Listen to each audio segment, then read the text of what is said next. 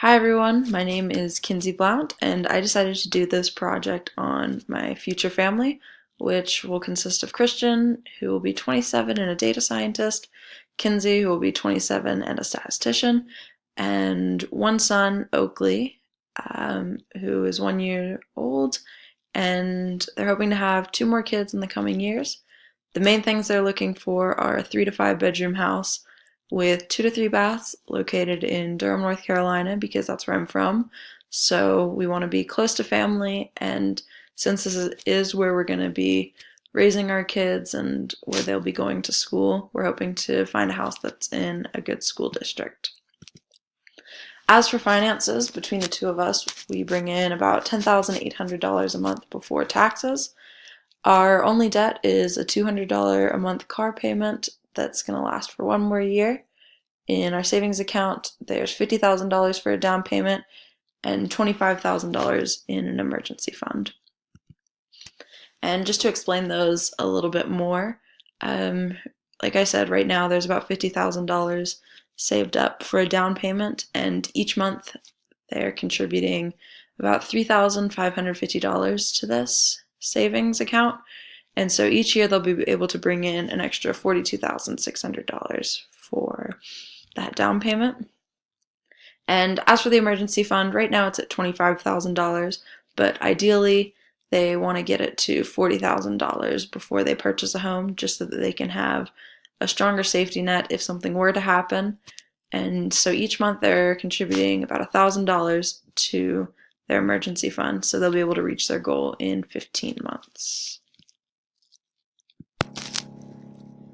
So here's just a little overview of the budget. As you can see, the main places the money is going are taxes, savings, rent, things like that. And so looking at this, the maximum mortgage payment for the family would be $2,700, and monthly homeowners insurance payment would be about $154. And just to explain some of the sections of the budget, transportation is not going to be too big of a deal. Both Kinsey and Christian have a car, and they're hoping to find a home that is close to where they work, and so they don't plan to travel too much each day. And since they're close to family, they won't be traveling for other reasons too frequently. So they don't plan to spend more than $200 a month on gas. And that's kind of the only transportation payment they'll have. And then as for debt payments, all student loans have been paid off, and so like I've mentioned, the only payment they have right now is a $200 a month car payment that has 12 months left on it. And then as for another long-term debt, they pay $930 in tithing and donations each month. And as for taxes, you can see here all of the math, but kind of the big takeaway is that buying a home would help with taxes. In the end, they would end up paying about $4,200 less a year if they did have a home versus if they didn't. And then I used the back end ratio to figure out how large of a loan the family qualified for. And so I just added the car payment and the tithing and donations. And so I just had to find a mortgage payment that made this equation equal 36%. And so in the end, I found that the family qualified for a $2,758 a month loan, which is perfect. That's right around the maximum amount that they can pay for their mortgage.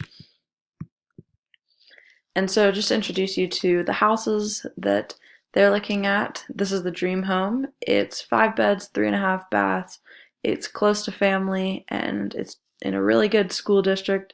It has a bonus room and a deck with a screened-in porch, but it would cost $439,000, which, looking at these different mortgage options, if you were to choose the 30-year loan, it would end up costing each month around $2,765, which is just over budget, and also it would cost $300,000 in interest over the course of the loan versus the 15-year mortgage, which would only cost about $80,000 in interest, but it's also a monthly payment of $3,627, which is far out of the budget. But another benefit of the 15-year mortgage is that PMI would only last for 14 months versus 20 months with the 30-year mortgage. So that brings me to the next option, which is the modest home. The listing price is $365,000. It's a little smaller. It only has 3 beds and 2.5 baths, but it's also close to family and has a screened-in porch and bonus room, as well as a beautiful fenced-in back, which would be fun for the kids. And this mortgage is a little more reasonable. The 30-year option would end up costing in total about $2,276 a month versus the 15-year mortgage, which would cost close to $3,000 a month. And once again, the 15-year mortgage would save a ton of money in interest, and PMI would be 4 months less, but the payment for the 30-year mortgage is the only one that the family can afford. And so ideally, like I've been saying, a 15-year mortgage would be great because there would be several $100,000 that could be saved in interest, but right now the family needs a larger down payment. So if they continue to save for another year, they can add $43,000 to their down payment and get the monthly payment of a 15-year mortgage down to closer to $2,500, which is within the budget. And an ideal interest rate that would come with that would be around 4%. And this is given that they would be able to pay that 25% down payment of $93,000. And just a little bit about credit score versus mortgage. In order to get a lower interest rate and in turn a lower mortgage, you need to have a high credit score. So this family has been diligent in paying all their bills on time and making sure to maintain a high credit score, which is now at 810. And in doing so, they're able to get a reasonable interest rate.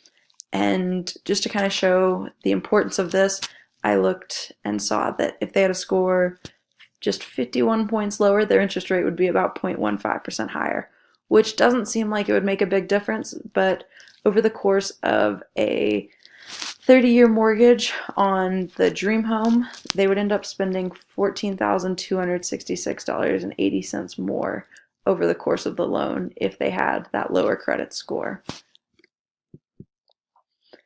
One thing that is super important to the family is figuring out whether renting or buying is the better option for them.